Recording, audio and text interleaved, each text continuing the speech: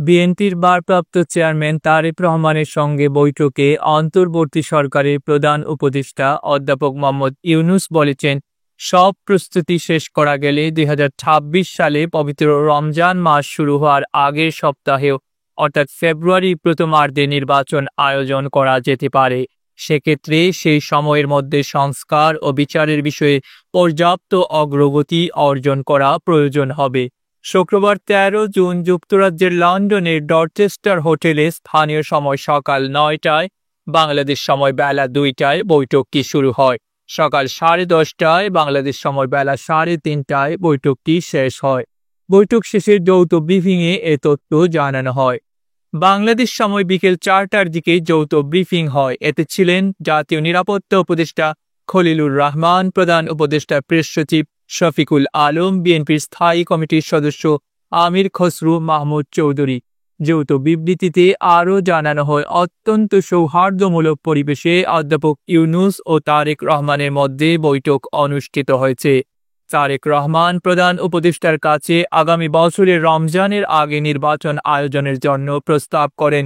দলের chairperson Khaleda Xiao মনে করেন ওই সময় নির্বাচন অনুষ্ঠিত হলে ভালো হয়। প্রধান উপদেষ্টা বলেন যে তিনি আগামী বছরের এপ্রিলের প্রথমার্ধের মধ্যে নির্বাচন অনুষ্ঠানের ঘোষণা দিয়েছেন।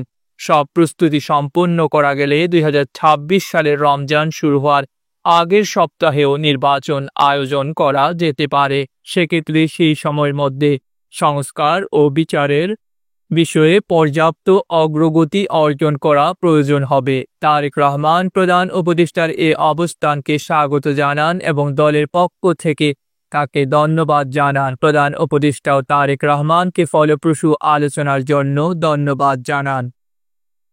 লন্ডনে প্রধান উপদেষ্টা অধ্যাপক ইউনূসের সঙ্গে দলের ভারপ্রাপ্ত চেয়ারম্যান তারেক রহমানের বৈঠক নিয়ে বিএনপি সন্তুষ্ট বলে জানিয়েছেন দলটির স্থায়ী কমিটির সদস্য আমির খসরু মাহমুদ চৌধুরী।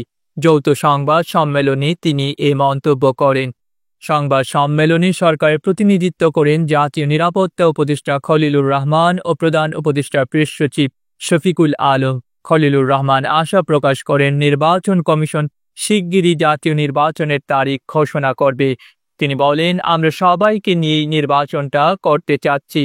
সংস্কার ও নির্বাচন প্রসঙ্গে আমির খসরু মাহমুদ চৌধুরী বলেন, আমরা সবাই একই কথা বলছি, যে বিষয়গুলোতে ঐকমত্য হবে সেগুলিই তো সংস্কার হবে। কেবল নির্বাচনের আগে নয়, নির্বাচনের পরেও দেশ গঠনে আমরা একসাথে কাজ করব।